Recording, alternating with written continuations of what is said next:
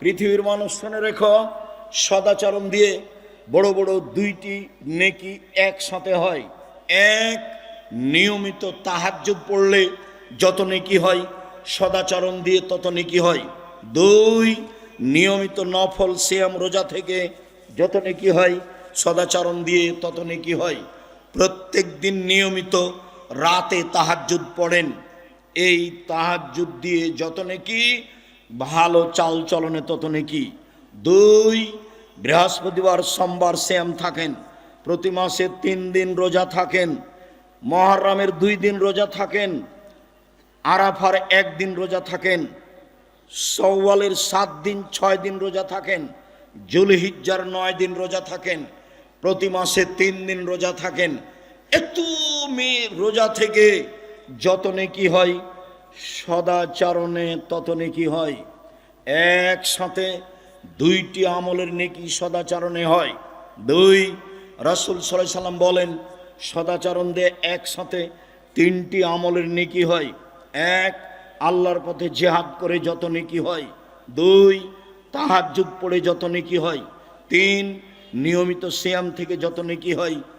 3টে আমলে যত নেকি হয়, সদাচরণে তত নেকি হয়। চাল চলনে বলতে যাই, পৃথিবীতে বিচারের মাঠে মানুষের পাপ নেকি ওজন হবে। এই ছেলে, ওই যে ওখানে মেয়েগুলো হইচই করছে, গল্প করছে, তোমরা শোনো না? যাও দেখো, যারা দায়িত্ব পালন করছে দেখো, ওর গল্প শুনতে এসেছি আমরা।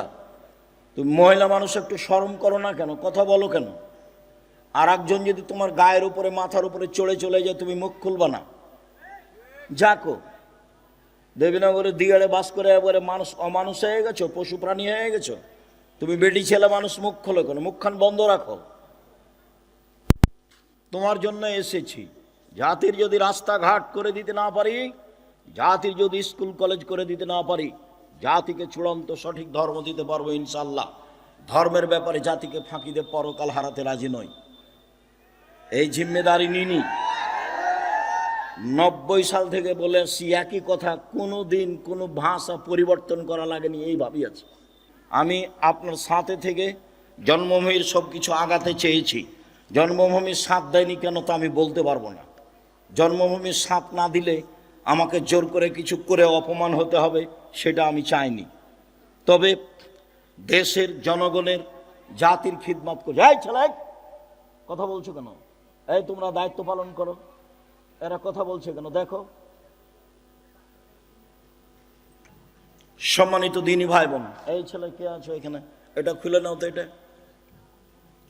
সম্মানিত দিনী ভাই বোন, আমি আপনার খুব কাছে থেকে শরীয়তের যেটা সঠিক পথ সেটা বলতে চাই, যেটাতে পরকাল টিকবে, যেটাতে জান্নাত পাওয়া যাবে, যেটাতে জাহান্নাম থেকে বাঁচা যাবে, সেটা আমি বলতে চাই, সেটা মানতে চাই, সেটা আপনাকে শোনাতে চাই, সেটা আপনাকে মানাতে চাই। এতে আমার ব্যক্তিগত কোনো স্বার্থ নেই। আমি 90 সাল থেকে বক্তৃতা দিই। আজ কত বছর চলছে? 36 বছর চলছে। 36 বছর আমি কোনোদিন মানুষের কাছে পথ খরচ পাথেও যাইনি। তাতে আমি বক্তব্য বলেছি, কেউ যদি কোনোদিন প্রমাণ করে দিতে পারে যে আব্দুর রাজ্জাক সাহেব পথ খরচ পাথেও চেয়েছিল, প্রমাণ হয়ে গেলে সেদিন থেকে আমি আব্দুর রাজ্জাক বিন ইউসুফ জাতির সামনে যাব না। মানুষের কাছে আমি কোনোদিন টাকা পয়সার কথা বলিনি। আমি ওই জিম্মেদারি পালন করি না। আলহামদুলিল্লাহ, দেখি টাকা পয়সা সব পিছনে ঘুরে। আমি কোনোদিন কোনো কাজ পরিকল্পনা করে নিইনি। আমি পিস টিভিতে বক্তব্য দিতে গেছি, আমার পরিকল্পনায় নয়। রূপগঞ্জ, নারায়ণগঞ্জ, ঢাকায় 100 বিঘার প্রতিষ্ঠান 100 বিঘা জমির উপরে, আমার পরিকল্পনাতে নয়। রাজশাহীতে ডাঙ্গিপাড়ায় আমার পরিকল্পনাতে নয়। মানুষ আমার উপরে জোর করে চাপিয়ে দিয়েছে। বুদ্ধি দিয়ে যদি রুজি হতো, আমি আব্দুর রাজ্জাক বিন ইউসুফ, আমার রুজি হতো না। আল্লাহ বুদ্ধি দিয়ে রুজি দেয় না, যাকে যেভাবে আল্লাহ ইচ্ছা করে তাকে সেভাবে রুজি দেয়। এটা আমার গ্রামবাসী বুঝে, আমার জন্মভূমির লোকেরা বুঝে, আমার ক্লাসমেটরা খুব ভালোই বুঝে। আব্দুল হাফিজ বলছে, আব্দুল হাফিজ ক্লাসমেট, আব্দুর রাজ্জাক, ওই যে তোদের গ্রামের রাস্তা টেনে ঝামেলা হচ্ছে, কি করা যায়? তো তুই এক কাজ কর, রাস্তা কর, যখন রাস্তা আমাদের বাড়ির সামনে আসবে তখন এভাবে ঢুকে যাবে, দিয়ে তখন এভাবে যাবে। যে তোর কেউ যদি মানা করে, কেউ মানা করবে না, আমার ভাগ্নি যদি মানা করে তো বুঝে না, তুই এটা কর না। আর যদি কারো কথা মানতে হয়, বলতে হয়, কে করবে, তাহলে এন্দাজ মেম্বার যেটা বলবে সেটা করিস। ও তো পাতাই পড়ি না, আমরা ও পাতাই পড়ি না। কোথায় গেল জমির আইল, আর কোথায় গেল জমি। আমার মা পছন্দ করতো না জমি জায়গায় হিসাব করা, আমরা পছন্দ করি না। আমি তো রাস্তাঘাটে ঘুরি চলি এইভাবে দেউলিয়া, আর আমার ছোট ভাই বরিশাল মডেল কলেজের শিক্ষক, এমনি চলছে এভাবে স্বাভাবিকভাবে। জীবন বিসর্জন করা আছে জামিয়া সালাফের জন্য। জাতির কাছে কোনোদিন নত হওয়া লাগেনি, খুব ভালো অবস্থায় দিন কাটছে। আমি এইগুলো বলে আপনাকে বলতে চাচ্ছি, আমি আপনার দিনী ভাই, আমি আপনার দিনী ছেলে। আপনি আমার মা, আপনি আমার চাচি, আপনি আমার বোন, আপনি আমার ভাই। আমার জন্ম এইখানে, আমি যেটা ভালো বুঝছি আপনাকে সেটা বুঝাতে চাই আন্তরিকভাবে। আপনি ধর্মের নামে কিছু করে পরকাল হারিয়ে দেন, সেটা আমি চাইনি। আপনি আমার দিনী বোন, হিংসা করে এদিকে চললেন, আব্দুর রাজ্জাক সাহেব আসছেন, তার বক্তব্য শুনে কি হবে, এই হিসাব আমি আপনার কাছে এটা চাইনি। আমি বলছি আপনি ভুল পথে আছেন, ভুল পথে আছেন, ভুল পথে আছেন। ওইটা পথ রাসূলের নয়, যেটা আপনি করছেন বুঝাচ্ছেন, ওটা রাসূলের পথ নয়। আমি ৯৭ সাল থেকে ফতুয়াই লিখি, আর ৮৮ আগস্টের ২০ তারিখ রোজ বুধবার থেকে আমি শিক্ষক।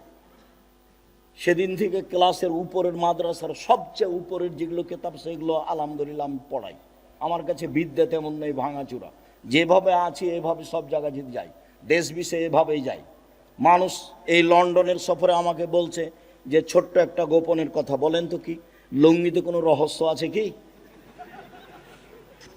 না, কোনো লুঙ্গিতে কোনো রহস্য নেই। তা আপনি লন্ডনে এসেছেন লুঙ্গি পরে, বিমান থেকে নামছেন লুঙ্গি পরে ঘুরছেন, এটা কেমনে মানাই? এটাতে কোনো রহস্য আছে বলে? কোনো রহস্য না, আমাকে ভালো লাগে। কোনো পোশাক দিয়ে, কোনো কলা কৌশল দিয়ে আমি সম্মান কিনতে চাইনি। খুব বিশ্বাস কাজ করে, সম্মান উপরে আছে। বিশ্বাস করেন, বুদ্ধি দিয়ে যদি রুজি হতো, আমি আব্দুর রাজ্জাক বিন ইউসুফ তারে রুজি পেতাম না। রুজি বুদ্ধি দিয়ে হয় না, উপরে যেভাবে ফয়সালা করে রেখেছে সেভাবে রুজি হয়, এটা আমি বিশ্বাস করি। কৌশল দিয়ে রাজশাহী ডাঙ্গিপাড়ায় ৫০ বিঘা জমির উপরে প্রতিষ্ঠান হতে পারে না। মসজিদটা ৯০% জমির উপরে, ডাঙ্গিপাড়া রাজশাহীর মসজিদটা কত শতকের উপরে? ৯০%। ৩,০০০ মানুষ এক স্তরে একবার সালাত আদায় করতে পারে, তার ৪ তলা মসজিদ। বিশ্বাস করেন, কৌশল দিয়ে নয় এগুলো। রূপগঞ্জে, ঢাকায় এত জমি, এগুলো কৌশল দিয়ে নয়, কৌশল দিয়ে নয়, বুদ্ধি দিয়ে নয়, চিন্তা ভাবনা দিয়ে নয়। চিন্তা ভাবনায় তো আমি বুঝতে পারি না, আমি বুঝতে পারি যে আপনি ভুল পথে আছেন, রাসূলের পথ নয়। আমাকে বলছে সুলতানগঞ্জে আমার প্রায় ৮ বছর ৯ বছরের সিনিয়র, যখন আমরা নাচলে পড়তে গেলাম তখন ওরা পড়া শেষ করলেন, তো বলছে তুমি এইভাবে করো না, তুমি যেভাবে দাওয়াত দিচ্ছ তো তা আল্লাহ তোমার অন্তরে কহর মেরে দিয়েছে। আমাকে বলছে আমার অন্তরে নাকি কহর মেরে দিয়েছে, মানে উনি যেগুলো করতে চাচ্ছেন সেগুলো আমি পছন্দ করছি না, সেই জন্য আমার অন্তরে কি করেছে আল্লাহ কহর মেরে দিয়েছে। তা আমি এখন যদি বলি তো উনি কষ্ট পাবেন। আপনি আমার সামনে পড়েন তো দেখি আরবি। আপনি যে বললেন যে আমার অন্তরে কহর মেরে দিয়েছে, তো আমি আর এটা বললাম না, ভাইজান আল্লাহ যেন কহরটা দূর করে দেয়। মাওলানা আহমদুল্লাহ খুব বড় আলেম, বুখারি পড়া, হয়তো মারা গেছেন, ইন্ডিয়ার মানুষ, চাঁপাইনবাবগঞ্জে বাড়ি ছিল। তো দেখতে গেছি শেষের কালে, তো বলছে আমি আব্দুর রাজ্জাক বিন ইউসুফ আপনাকে দেখতে এসেছি। কোন আব্দুর রাজ্জাক? কোন আব্দুর রাজ্জাক? যে জাল জয়ীফ হাদিস লেখে, যে জাল জয়ীফ হাদিস লেখে। জি। তো হাদিস আবার জাল জয়ীফ হয় নাকি? হাদিস আবার জাল জয়ীফ হয় নাকি? হাদিস সব সহি, হাদিস সব সহি। তারপর তো আচ্ছা ঠিক আছে হলো, তো আপনি একটু আমাদের জন্য দোয়া করবেন। কি দোয়া করবো? দোয়া তো তোমরা তুলে দিয়েছো। কি দোয়া করবো? দোয়া তো তোমরা তুলে দিয়েছো। তখন আমি বলছি তাহলে হেদায়েতের দোয়া করেন। হ্যাঁ হ্যাঁ, হেদায়েতের দোয়া করা যাবে, আল্লাহ তোমাদের হেদায়েত করুক, আল্লাহ তোমাদের হেদায়েত। এখন কহর মেরে দিয়েছে, মুখের কথা উনি বললেন, কি করার আছে? সম্মানিত দিনী ভাই বোন, বলছিলাম বিচারের মাঠে মানুষের পাপ নেকি ওজন হবে। যারা হিন্দু তাদের পাপ নেকি ওজন হবে না, কেননা তাদের নেকি নেই। যারা ইহুদি তাদের পাপ নেকি ওজন হবে না, কেননা তাদের নেকি নেই। যারা খ্রিস্টান তাদের পাপ নেকি ওজন হবে না, কেননা তাদের নেকি নেই। যারা কাদিয়ানি তাদের পাপ নেকি ওজন হবে না, কেননা তাদের নেকি নেই। যারা শিয়া তাদের পাপ নেকি ওজন হবে না, কেন? তাদের নেকি নাই। যারা আকীদায় মাইর খেয়ে গেছে বিশ্বাসে, তাদের পাপ নেকি ওজন হবে না, কেননা তাদের নেকি নাই। পাপ নেকি থাকলে তো দাঁড়ি পাল্লা লাগবে। আল্লাহ তাআলা বলছেন, ফালা নকিমু লাহুম ইয়াউমাল কিয়ামাতি ওয়াজনা, আমি ওদের পাপ নেকি ওজন করব না। আমি আল্লাহ ওদের পাপ নেকি ওজন করব না। ওদের কপাল এবং মাথার সম্মুখ ভাগ আর পা ধরে জাহান্নামে নিক্ষেপ করা হবে, তাদের পাপ নেকি ওজন হবে না। সম্মানিত দিনী ভাই বোন, বিচারের মাঠে সবচেয়ে ভারী নেকি সদাচরণের নেকি। বিচারের মাঠে নেকির পাল্লায় সবচেয়ে ভারী নেকি ভালো চাল চলনের নেকি। আগে হাদিস দিয়ে কথাটা প্রমাণ করি। আবু দারদা রাদিয়াল্লাহু তাআলা আনহু বলেন, রাসূল সাল্লাল্লাহু আলাইহি সাল্লাম বলেছেন, ইন্না আসকালা শাইইন ইদাউ ফি মিজানিল মুমিনি ইয়াউমাল কিয়ামা খুলুকুন হাসান। মোমেন পুরুষ নারীর নেকির পাল্লায় সবচেয়ে যেটা ভারী নেকি রাখা হবে, মোমেন পুরুষ নারীর নেকির পাল্লায় সবচেয়ে যেটা ভারী নেকি রাখা হবে, সেটা ভালো চাল চলনের নেকি, ভালো স্বভাবের নেকি, সদাচরণের নেকি। শুনুন, ইবাদতের জগতে সবচেয়ে ব্যতিক্রম ইবাদত হলো সলাত, নামাজ। সলাত এমন একটি ইবাদত যার উপরে নির্ভর করে অন্যান্য ইবাদত। সলাত এমন একটি ইবাদত যার উপরে নির্ভর করে অন্যান্য ইবাদত। পৃথিবীতে ব্যতিক্রম ইবাদত হচ্ছে সলাত। অজু করে সলাত আদায় করতে হয়, পানি নেই, তায়াম্মুম করে করতে হবে। মাটি নেই, অজু ছাড়া তায়াম্মুম ছাড়া সলাত আদায় করতে হবে। সম্মানিত দিনী ভাই বোন, কেবলার দিকে মুখ করে সলাত আদায় করতে হয়, কেবলা বোঝা যায় না, কেবলা ছাড়াই সলাত আদায় করতে হবে। দাঁড়িয়ে সলাত আদায় করতে হয়, দাঁড়িয়ে থাকা যায় না, বসে থেকে করতে হবে। বসে থাকা যায় না, শুয়ে থেকে কেবলার দিকে পা করে সলাত আদায় করতে হবে। পরিষ্কার কাপড় পরে সলাত আদায় করতে হয়, পরিষ্কার নেই, যেই কাপড়ে পেশাব পায়খানা লেগে আছে সেই কাপড়েই সলাত আদায় করতে হবে। পরিষ্কার অপরিষ্কার কোনো কাপড়ই নেই, উলঙ্গ অবস্থায় আছেন, এই অবস্থাতেও সলাত আদায় করতে হবে। পৃথিবীর ব্যতিক্রম ইবাদত। গাড়িতে উঠে আছেন, ঠেলে ঠেল মানে না, শিকল ধরে দাঁড়িয়ে আছেন, সলাতের টাইম হয়ে গেছে, এই অবস্থায় সলাত আদায় করতে হবে। পৃথিবীর ব্যতিক্রম ইবাদত সলাত। শুনুন, যত ইবাদতের ফরজ, প্রত্যেকটা ইবাদতের আপোষ আছে, কিন্তু সলাতের আপোষ নেই। আপোষ কি জিনিস আব্দুর রাজাক সাহেব বুঝিয়ে বলবেন? জি, এবছর হজ করতে চাচ্ছি, পারলাম না, সামনে বছর করব। ঠিক আছে, করেন। এই যে আপোষ। জাকাত, জাকাত 2 মাস আগে দিতে চাচ্ছি, দেন। 1 মাস পরে দিতে চাচ্ছি, দেন। এই যে আপোষ। রমজান মাসের রোজা, আজকে শরীরটা ভালো লাগছে না, ছেড়ে দেন, পরে করবেন। এই যে আপোষ, এইরকম আপোষ সলাতের সাথে নেই। যেইভাবে আছেন, যেখানে আছেন, পাক পবিত্র, কোনোটাই বুঝে না। পৃথিবীর ব্যতিক্রম বিরল ইবাদত হলো সলাত, যা কোনোদিন মানুষের সাথে আপোষ করেনি। উলঙ্গ অবস্থাতে ইবাদত করতে হবে, তার নাম সলাত। বলছিলাম, পৃথিবীর ব্যতিক্রম সলাত, ইবাদত সলাত। এই সলাতের নেকি যত ভারী, ভালো চাল চলনের নেকি তার চেয়ে 1,00,000 গুণ বেশি ভারী। এই কথা আমি বলিনি, যারা মাদ্রাসা লাইনে পড়ে তারা বুঝে। ইন্না আসকালা শাইইন ইসিম তাফজিল, মানে সবচেয়ে বেশি ভারী।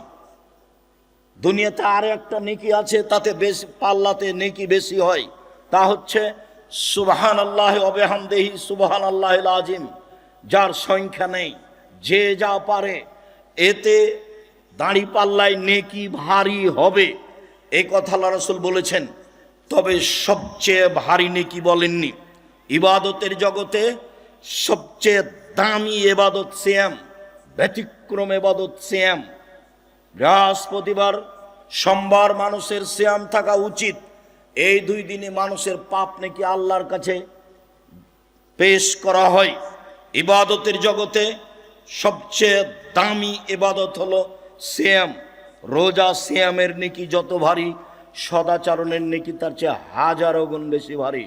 শুনুন, হজ করলে কবুল হলে লোকটা হয়ে যায় সেই দিনের মতো যেদিন তার মা তাকে জন্ম দিয়েছে। হজ করলে কবুল হলে লোকটা হয়ে যায় সেই দিনের মতো যেদিন তার মা তাকে জন্ম দিয়েছে। নিষ্পাপ হয়ে যায়। এই হজের নেকি যত ভারী, সদাচরণের নেকি তার চেয়ে লক্ষ গুণ বেশি ভারী। কি দিয়ে বুঝায় আপনাকে সদাচরণ কাকে বলে? সদাচরণ ভালো কথা ভালো কর্ম, ভালো কথা ভালো কর্মের নাম হলো সদাচরণ। একটু বাস্তব দেখাই। আমি এই অটোতে এখানে উঠে বসে আছি, আপনি গাড়িতে উঠতেই লোকটা টান দিয়েছে, তখন আপনি আমার মুখের উপরে এসে পড়ে গেছেন। ও বুঝতে পারেনি আপনি আমার মুখের উপরে এসে পড়ে গেছেন। তখন আমি বলছি বসেন বসেন, কোনো সমস্যা নেই, বসেন বসেন। আর আরেকটা লোক অটোতে বসে আছে, আপনি গিয়ে অটোতে উঠেছেন, উঠতে বসতে না বসতে লোকটা টান দিয়েছে, তেমনি আপনি তার মুখের উপরে পড়ে গেছেন। তখন বসে থাকা লোকটা বলছে চোখ নাই কপালে, কপালে চোখ নাই, হিসাব করে বসতে পারেন না, হিসাব করে উঠতে পারেন না। আগেরটাও আচরণ, পরেরটা আচরণ, বলেন তো কোনটা ভালো আচরণ? তাহলে বুঝি সবাই ভালো আচরণ কাকে বলে। মানুষের বদনাম করে, ক্ষমতা দেখিয়ে গীবত করে ভালো আচরণ টিকে না। জোর করে জমি দখল করে, সারা জীবনটা আমি আইল মাপতে দেখেছি। ধান বপন করা হয়েছে মেপে, কাটার সময়তে মাপা, কত গন্ডগোল। আবার যখন আইল দিচ্ছে, ফাঁড়ি দিচ্ছে ধানের, তখন ওই ফাঁড়ি দেওয়ার সময়তে যে একবারে মাঝামাঝিতে যে থোপটা পড়েছে ওটা নিজের দিকে করে নিয়েছে। আচ্ছা, মাঝামাঝিতে যে থোপটা পড়েছিল নিজের দিকে করে নিয়েছেন, সেটা তো আপনার নয়, সেটা কি হবে? তখনই কি আপনার ভিতরে সদাচরণ আছে? জি না, সদাচরণ নেই। সদাচরণ কাকে বলে? সদাচরণ কি জিনিস? সম্মানিত দিনী ভাই বোন, যারা যেখানে আছেন কাজকর্ম বন্ধ করে, দোকানপাট বন্ধ করে, ক্রয় বিক্রয় বন্ধ করে গুরুত্বপূর্ণ আলোচনা শোনার জন্য আন্তরিকভাবে অনুরোধ জানাচ্ছি। যারা বাড়িতে বসে আছেন তারা অন্যায় অপরাধ করেছেন। আর যাদের ভিতরটা একটু দুর্বলতা, কেমন কেমন লাগে, হিংসা হিংসা ভাব, ওই হিংসা করে কোনো লাভ নাই, সরিষা সমপরিমাণ লাভ নাই। আমার জীবনে 2টা ত্যাগ। এই ছেলে শুনে রাখো, আমার জীবন 2টা ত্যাগ। জীবন বাজি রেখে চেষ্টা চালাচ্ছি। আমি মানুষের জীবনে কোনোদিন বদনাম করব না, যা হবে হবে। ও যদি আমাকে ধুয়ে ছেড়ে দেয়, আমি তার ব্যাপারে কোনো কথা বলবো না, এটা আমার ত্যাগ। দ্বিতীয় ত্যাগ হচ্ছে আমি প্রতিশোধ নিব না, আমি প্রতিশোধ নিতে চাই না। মোবাইল রিং হচ্ছে, আমি অন করেছি, অন করে গালি দেওয়া শুরু করছে। অনেক সময় মা থেকে শুরু করে, অনেক সময় বোন থেকে শুরু করে, অনেক সময় দেশের ভাষা দিয়ে শুরু করে। দিতে দিতে যখন থেমে যাই, তখন আমি আবার রিং দিয়ে বলি ভাইজান কোনো গালি বাকি ছিল মনে হয়, মোবাইলে মনে হয় টাকা শেষ হয়ে গেছে, যদি আরো কিছু থাকে গালি দিয়ে নেন। অথচ গালি আমার মা দিয়ে শুরু করেছে, আমি তার উত্তর দেওয়া প্রয়োজন মনে করিনি। ধুয়ে ছেড়ে দিলাম, আপনার নামটা আমি মুখে নিব না, যা হবে হবে। জীবনে কোনোদিন প্রতিশোধ নিব না। সিলেট সোনাম ফেন্সিগঞ্জের ওসি আমাকে বলছে, আব্দুর রাজ্জাক সাহেব সিগনেচার করেন না, মামলা আমি চালাবো। আপনার গাড়ি ভেঙে দেবে, গাড়িতে আঘাত করবে, মানে আমি ওসি, আমি আপনার মামলা চালাবো। আমি বলছি ওসি সাহেব, আমি মানুষের বিরুদ্ধে মামলা করি না, আমি মামলা করব না। আমি যদি মামলা করি তাহলে আমার মামলা ছোট হয়ে যাবে মানুষের। ও বিচার করতে পারে না?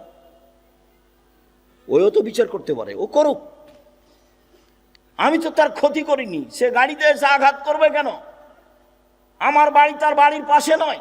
আমার জীবনে আমি কোনোদিন প্রতিশোধ নিই না কারো।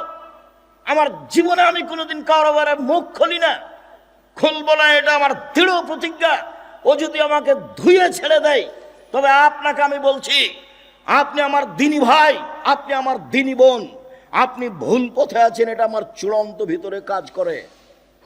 আমি 1 দিন নয়, 2 দিন নয়, বহুদিন একই কথা বলেছি আপনাকে সত্য পথে নিয়ে আসার জন্য।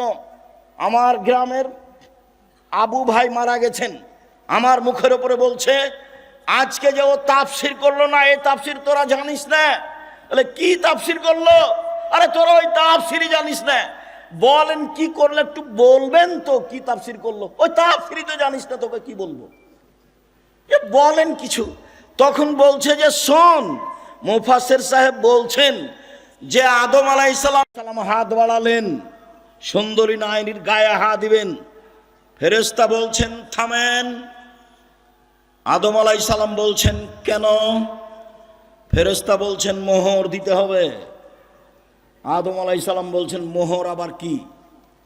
তখন ফেরেশতা বলছেন মুহাম্মদ সাল্লাল্লাহু আলাইহি সাল্লামের উপরে 1000 বার দুরূদ পড়ে দিতে হবে। দুঃখিত, পৃথিবীতে সবচেয়ে বড় শিক্ষিত মানুষ হলেন আদম আলাইহিস সালাম। আল্লাহ বলছেন আদমকে আমি সব কিছু শিখিয়ে দিয়েছি। পৃথিবীর ইতিহাসে আদমের চেয়ে বড় শিক্ষিত মানুষ কিয়ামত পর্যন্ত কেউ জন্ম নিবেও না। আমাদের নবীর চেয়ে 1000 গুণ বেশি বিদ্যা তিনি রাখতেন আদম আলাইহিস সালাম। আল্লাহ বলছেন আমি সব বিদ্যা আদমকে শিখিয়ে দিয়েছি। যিনি সব বিদ্যা রাখতেন, নিজের বউ কিভাবে হালাল করতে হবে সেটাই তিনি জানতেন না। বুঝতে পারেননি কথা? একেবারে ডাহা। আমি আমার চাচাতো ভাইয়ের মুখের উপরে বললাম শোনেন, মুফাসসিরকে 80 160 লাঠি পিটাতে হবে। সাধারণ মানুষ মিথ্যা কথা বললে অপবাদ লাগালে তার জন্য 80 লাঠি, আর নবীর উপরে অপবাদ লাগালে তার জন্য 80 160 লাঠি পিটাতে হবে। তুমি আমার ভাই, তুমি আমার ভাতিজা, তুমি এদেশের ছেলে। তুমি চোখ দেখিয়ে ভিতরে হিংসা রেখে উল্টা মুখে চলে সফল হতে পারবে না। তুমি মনে রেখো, আমি আব্দুর রাজ্জাক বিন ইউসুফ তোমার গ্রামের মানুষ আমি বলছি। সম্মানিত দিনী ভাই বোন, চলেন এবার দেখি সদাচরণ কাকে বলে। একজন সাহাবী বলেন, সাহাবীগণ আল্লাহর নবীকে জিজ্ঞাসা করলেন, আল্লাহর নবী মা খায়রু মাতিল ইনসান, মানুষকে যে আল্লাহ নিয়ামত দিয়েছেন তার সবচেয়ে উত্তম কোনটি? 2 হাত আল্লাহর নিয়ামত, 1 হাত নেই যার, তাকে জিজ্ঞাসা করলে বোঝা যাবে 1 হাতের দাম কতটুকু। 2 পায়ের 1 পা নেই যার, তাকে জিজ্ঞাসা করলে বোঝা যাবে নিয়ামত পা কেমন। যত আল্লাহ নিয়ামত দিয়েছে মানুষকে, বাড়ি গাড়ি স্ত্রী আহাল পরিবার, তার সবচেয়ে উত্তম নিয়ামত হলো সদাচরণ। তার সবচেয়ে উত্তম নিয়ামত হলো সদাচরণ। ভালো চাল চলন আছে যার, সব কিছু আছে তার। আব্দুল্লাহ ইবনে আমর রাদিয়াল্লাহু তাআলা আনহু বলেন, রাসূল সাল্লাল্লাহু আলাইহি সাল্লাম বলেছেন, পৃথিবীর মানুষ শুনে রেখো, 4টে জিনিস আছে যার, সব কিছু আছে তার। 4টে জিনিস আছে যার, ইহকাল আছে তার, পরকাল আছে তার। পৃথিবীর মানুষ শুনে রেখো, 4টে জিনিস আছে যার, সব কিছু আছে তার, ইহকাল আছে তার, পরকাল আছে তার। 1 হিফজ আমানাতিন, আমানতের রক্ষা। ক্লাস 10-এ পড়ো তুমি, 50 জন ছাত্র টাকা উঠিয়ে 2 জন ছাত্রকে চাঁপাইনবাবগঞ্জ পাঠানো হয়েছে উপহার কেনার জন্য। উপহারের দাম ছিল 500 টাকা। ওরা 100 টাকার নাস্তা করেছে। নাস্তা করে ওই 100 টাকা এই 500-র মধ্যে লাগিয়ে দিয়ে ওই জিনিসগুলির দাম 600 টাকা করেছে। বলেন তো তার কাছে কি আমানত রক্ষা পেয়েছে? আমানত নেই যার, কোনো কিছু নেই তার। 2 হুসন খালিকাতিন, ভালো চাল চলন যার, ইহকাল তার। ভালো আচরণ যার, পরকাল তার। ভালো চাল চলন যার, সব কিছু তার। 3 সিদক হাদিসিন, সত্য কথা যার, সব কিছু তার। 4 ইফাতুন বিতওয়ামাতিন, বৈধ রুজি যার, সব কিছু তার, ইহকাল তার, পরকাল তার। সম্মানিত দিনী ভাই বোন, বলছিলাম সদাচরণ। নওয়াস ইবনে সামান রাদিয়াল্লাহু তাআলা আনহু বলেন, একদা আমি আল্লাহ রাসূলকে জিজ্ঞাসা করলাম, আল্লাহর নবী মাল বিররু আল ইসম, পাপ কাকে বলে, নেকি কাকে বলে একটু বলেন। আল্লাহর নবী বলেন তো পাপ কাকে বলে, নেকি কাকে বলে? আপনি একটু ভালো করে বুঝেন। জিজ্ঞাসা হচ্ছে পাপ কি জিনিস আর নেকি কি জিনিস। আল্লাহ রাসূল উত্তরে বললেন, আল বিররু হুসনুল খুলুক, নেকি হলো ভালো চাল চলন। কই, তিনি তো বললেন না নেকি হলো হজ, তিনি তো বললেন না নেকি হলো তাহাজ্জুদ, তিনি তো বললেন না নেকি হলো সিয়াম রোজা। জিজ্ঞাসা করা হলো আল্লাহর নবী নেকি কি জিনিস? আল্লাহর নবী উত্তরে বললেন ভালো চাল চলন হলো নেকি। নেকি বলতে ভালো চাল চলনকে বোঝানো হয়। সম্মানিত দিনী ভাই বোন, সদাচরণ এমন একটা জিনিস যা দিয়ে সবচেয়ে দামি জান্নাত পাওয়া যায়। সদাচরণ এমন একটা জিনিস যা দিয়ে সবচেয়ে দামি জান্নাত পাওয়া যায়। এই ছেলে, বসো, একটু ধৈর্যের পরিচয় দাও। গাড়ি অ্যাক্সিডেন্ট হয়েছিল, এই কথাই ঠিক। গাড়ির বাস্তবতা খুবই খারাপ। ড্রাইভার খুব জোরে গাড়ি চালাচ্ছিল, সময়ে পৌঁছবে সেই জন্য।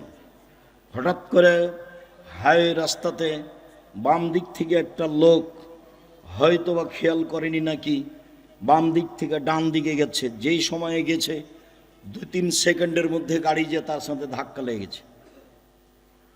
গাড়ি ধাক্কা লেগে গাড়ির বড় ধরনের ক্ষতি হয়েছে। এই পর্যন্ত আল্লাহ একেবারে নিরাপদে রেখেছেন। ভাগ্যে কি আছে আমার জানা নেই, আল্লাহই ভালো জানে। আল্লাহর লাখো শুকরিয়া আদায় করি, সিজদা করে শুকরিয়া আদায় করি। আমার জন্মভূমিতে আমি আসতে পেরেছি। কালকের যা ঘটনা ছিল তাতে আসার কোনো পরিবেশ ছিল না। আমি তোমার শুকরিয়া আদায় করি। সর্বশক্তিমান তুমি, তোমাকে আমি বিশ্বাস করি।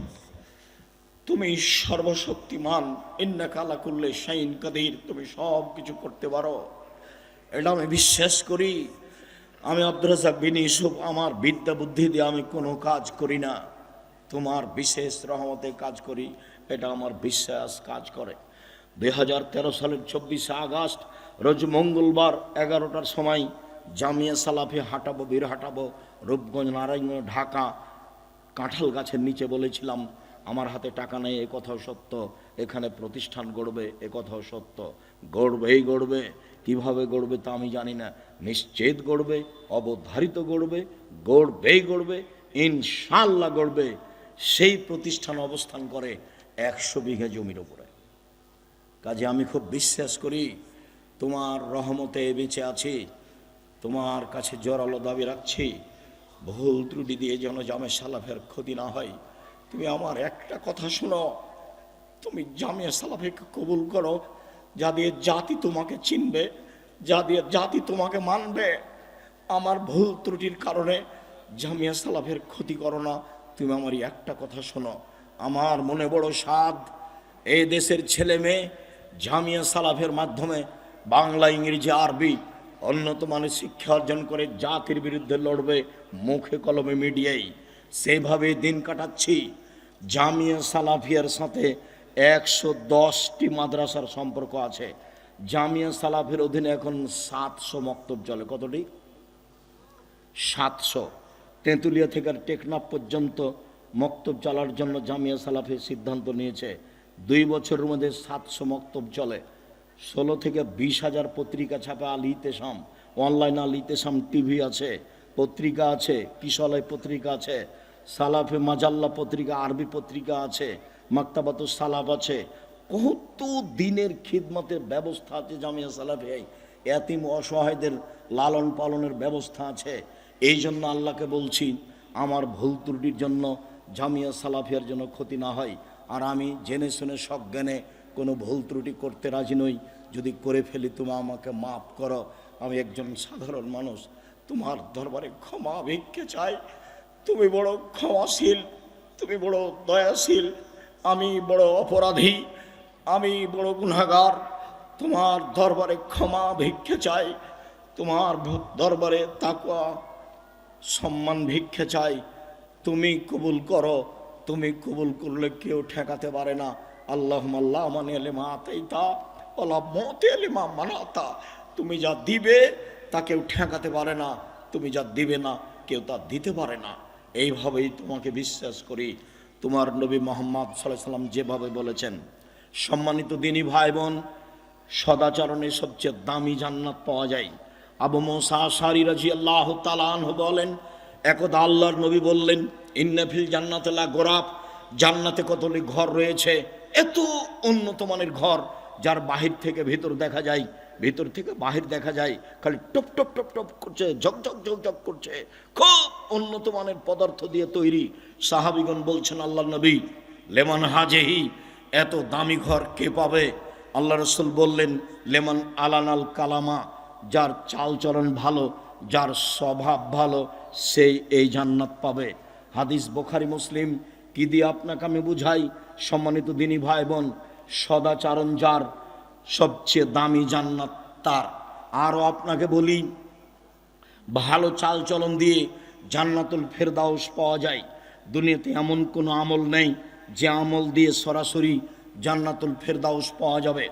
8টি জান্নাতের 8টি দরজার সবচেয়ে দামি জান্নাত, সবচেয়ে দামি দরজা হচ্ছে জান্নাতুল ফেরদাউসের। রাসূল সাল্লাল্লাহু আলাইহি ওয়াসাল্লাম একদা বলছেন, পৃথিবীর মানুষ শুনে রেখো, আনা যাইবুন বিবাইতিন লেমান তারাকাল মেরাহা ওয়াইন কানা মহিক্কান, কেউ যদি তর্ক ছেড়ে দেয় সত্য হলেও, এই টিস্যুটা দিয়ে তো, কেউ যদি তর্ক ছেড়ে দেয় সত্য হলেও, হ্যাঁ আব্দুর রাজ্জাক সাহেব এটা বলেছেন, আরে না এটা বলেছেন, আরে না এটা বলেছেন, তখন যদি আপনি বলতে পারেন, আসসালামু আলাইকুম, আমি গেলাম, আমি আপনার সাথে তর্ক করতে রাজি নই। মুহাম্মদ সাল্লাল্লাহু আলাইহি সাল্লাম বলেন, যে ব্যক্তি সত্য হলেও তর্ক ছেড়ে দিবে, আমি মুহাম্মদ সাল্লাল্লাহু আলাইহি সাল্লাম তাকে একটা জান্নাতে ঘর নিয়ে দিব।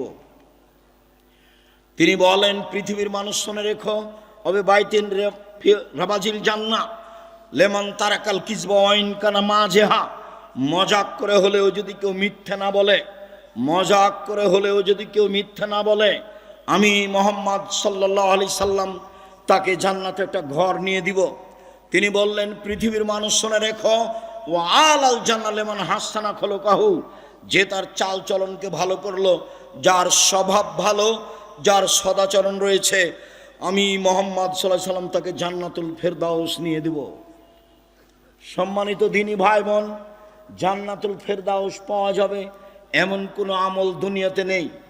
তা সালাত হোক, তা হজ হোক, তা যাকাত হোক, তা তাহাজ্জুদ হোক, তা তাসবিহ তাহলিল জিকির আজকার হোক, এমন কোনো ইবাদত নেই যার বিনিময়ে সরাসরি জান্নাতুল ফেরদাউস পাওয়া যেতে পারে।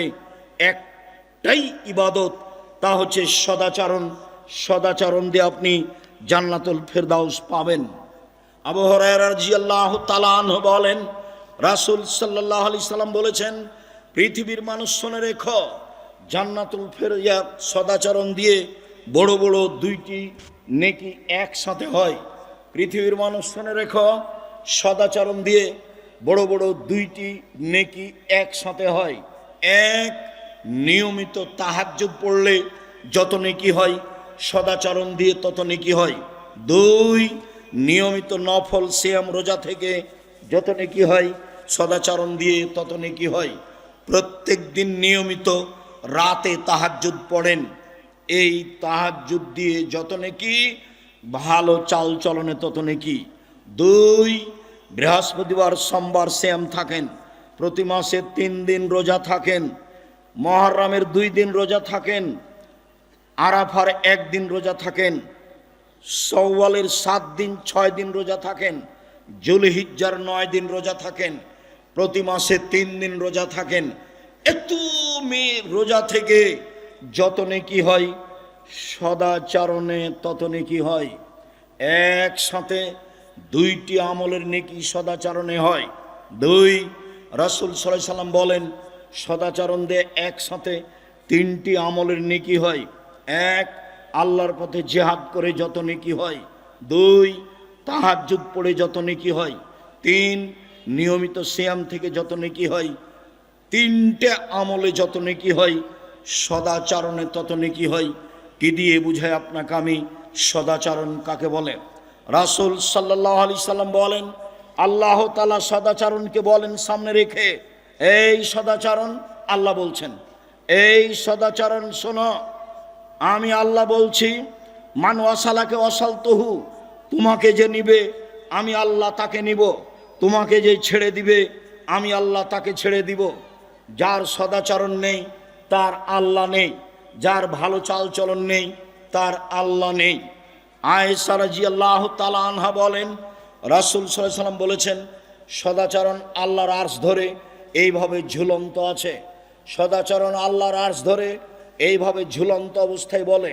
সদাচরণ নিজে বলছেন, সদাচরণ কথা বলতে পারে। আমি সদাচরণ বলছি, মান অসালানি অসালাহুল্লাহ, আমাকে যে নিবে আল্লাহ তাকে নিবেন।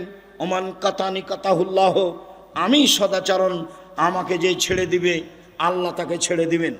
সম্মানিত দিনী ভাই বোন, রাসূল সাল্লাল্লাহু আলাইহি সাল্লাম বলেন, আল মুমিন কাল বুনিয়ান ইয়াসুদ্দু বাযুহু বাযান, সারা পৃথিবীর মুমিন পুরুষ নারী প্রাসাদের মতো। এ দেখেন আল্লাহ রাসূল দেখাচ্ছেন, এই যে আঙ্গুলগুলি আঙ্গুলের ভিতরে ঢুকলো, এইভাবে নির্বাচনে এক ভাই আওয়ামী লীগ আর এক ভাই বিএনপি বা অন্য দলের যদি বুঝতে পারে যে বিপদে পড়েছে, তাহলে বলে ঠিক হয়েছে, ঠিক হয়েছে, উচিত হয়েছে, স্বভাব যেমন তেমন ঠিকই হয়েছে। সেদিন ঝগড়ায় আমাদের গ্রামের অনেক দিন আগের ঘটনা, দুই ভাই ঝগড়া লেগেছে। ঝগড়া লেগে এক ভাই বলছে, শোন রে, আমি তো বোরিং চলে যাব, আমার ভাগটা এমন একজনের কাছে দিয়ে যাব যে তোকে গুতাতে পারে। সদাচরণ কবে বিদায় নিয়েছে? আমাদের গ্রাম ঘরের মহিলারা যখন ঝগড়া লেগে যায়, তখন একবারে বস্তির ভাষায় সবচেয়ে নিম্ন ভাষায় ঝগড়া করে। ঝগড়া যখন শেষ হয়ে যায়, তখন মহিলাটা বলে, দেখ জানটা একবারে মনের স্বাদ মিটিয়ে বলেছি, মনের স্বাদ মিটিয়ে বলেছি। তখন তার কাছে সদাচরণ আছে, ওই তাহাজ্জুদ দিয়ে লাভ হবে না, ওই হজ দিয়ে লাভ হবে না। ঢং ঢং করে গ্রামে ঘুরে বেড়িয়ে মানুষের সাথে ঝগড়াঝাঁটি করে সদাচরণ নিজে থেকে বিদায় করে দিয়ে জান্নাত পাওয়া সহজ নয়। সম্মানিত দিনী ভাই বোন, রাসূল সাল্লাল্লাহু আলাইহি সাল্লাম বলেন, আল মুমিনুনা কারাজুলিন ওয়াহিদ, সারা পৃথিবীর মানুষ একজন, সারা পৃথিবীর মানুষ একজন। ইনিস্তাকারা আসহু ইস্তাকা কুল্লহু, মাথায় ব্যথা হলে সম্পূর্ণ শরীরে ব্যথা বুঝতে পারে, চোখে ব্যথা হলে সম্পূর্ণ শরীরে ব্যথা বুঝতে পারে। আমি বিপদে পড়েছি, আপনিও বিপদে পড়বেন, আমার পাশে এসে বলবেন কি হয়েছে, ডাক্তার লাগবে, অ্যাম্বুলেন্স লাগবে, অটো নিয়ে আসবো, এরই নাম হলো সদাচরণ। আপনি যদি বলেন ঠিক হয়েছে, আবার যদি খুশি হয়ে গরু জবাই করেন, তাহলে তো আরো উল্টা কথা হয়ে গেল। আমার চোখের সামনে একজন পরাজয় হয়েছে, তা আর একজন গরু জবাই করলে এটা আমার চোখের সামনের ঘটনা। কবে সদাচরণ বিদায় নিয়েছে? দলীয় দাপটে ক্ষমতা দেখিয়ে জুলুমবাজি করে, অন্যায় অবিরাজ করে, লুটতরাজ করে, রাহাজানি করে, মানুষকে অপমান করে, মানুষকে জেল হাজতে দিয়ে তাহাজ্জুদ পড়ে কোনো লাভ নেই। সম্মানিত দিনী ভাই বোন, আলোচনা লম্বা ছিল, আজকের জন্য এই পর্যন্ত বলে বলছি, সম্মানিত দিনী ভাই বোন, আপনি দাপট দেখিয়ে মানুষকে অপমান করে, মানুষকে খাটো করে তাহাজ্জুদ পড়ে জান্নাত কিনার হিসাব করিয়েন না। এই ছেলে শোনো, তোমাকে বলছি, আজকে সিদ্ধান্ত নাও, কোনোদিন প্রতিশোধ নেব না, কারো যা হবে হবে, কোনোদিন কারো বদনাম করব না, যা হবে হবে, একটু সিদ্ধান্ত নেও না। আমাকে জিজ্ঞাসা করো, আমি তো বেঁচে আছি, বিশ্বাস করো আমি কোনোদিন কারো ব্যাপারে কোনো কথা বলি না, আমি তো বেঁচে আছি, কোনো সমস্যা আমি বুঝতে পারি না, বরং মনে হচ্ছে যে খুব ভালো পথে আছি এবং ভালো অবস্থায় আছি। সম্মানিত দিনী ভাই বোন, সকল দিনী ভাই বোনকে সদাচরণের উপরে বিস্তারিত আলোচনা টিভিতে থেকে, ইউটিউব থেকে নিয়ে দেখার জন্য অনুরোধ জানিয়ে, যেসব বই পুস্তকগুলি আমাদের আছে সেগুলি সংগ্রহ করার অনুরোধ জানাচ্ছি। বিশেষভাবে উপদেশ বই, বিশেষভাবে আব্দুল্লাহর এই বই, যেটা বলে গেল আল্লাহর পথে যাত্রা। সকল দিনী ভাই বোনকে আমি আমাদের আলোচনাগুলি মেনে যেটা সত্য সেটাকে মূল্যায়ন করার অনুরোধ জানিয়ে, আন্তরিকভাবে অনুরোধ জানিয়ে সকলের জন্য দোয়া কামনা করি। কয়েকটা জিজ্ঞাসা, হ্যাঁ পড়ো।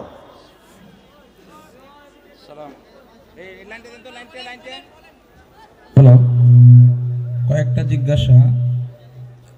দেবীনগর নিয়ে আপনাদের চিন্তা ভাবনা কেমন এবং আপনারা কি প্রতি বছর দেবীনগরে আসবেন? দেবীনগর জন্মভূমি, দেবীনগরকে ভালোবাসি। কে উল্টা চলে এ বিবেচনা আমি আব্দুর রাজ্জাক বিন ইউসুফ করতে রাজি নই। কে বিরুদ্ধে আছে, কে হিংসা করে, এই পাতা আমি ছিঁড়ে দিয়েছি, এটা পাতা আমি পড়ি না। আপনারা যোগাযোগ রাখলে সময়ের গতিতে আমি আসবো ইনশাআল্লাহ। নাতিকে ভাই বলা যাবে কি? নাতিকে, নাতনিকে বুবু, দাদি, ভাই বলাতে কোনো সমস্যা নেই। কেউ যদি বলে থাকে সমস্যা, তাহলে ভুল হয়েছে। আমি নাতিকে ভাই বলি, এর অর্থ ওটা আমার নিজ ভাই নয়, ওটা আমার নাতি। জমিজা আমাকে যদি জিজ্ঞাসা করে আপনারা সহজ আপনার ভাই কয়টা, তা আমি কি আমার নাতির নাম বলবো? তার মানে আমি ওকে নিজ ভাই বলে স্বীকৃতি দিনি, এটা স্নেহ, চলবে, কোনো সমস্যা নেই। বেতুর সালাত তাহাজ্জুদের সময় পড়বে নাকি এশার সময়? বেতের সলাৎ তাহাজ্জুদের সময় পড়বে না এশার সময়?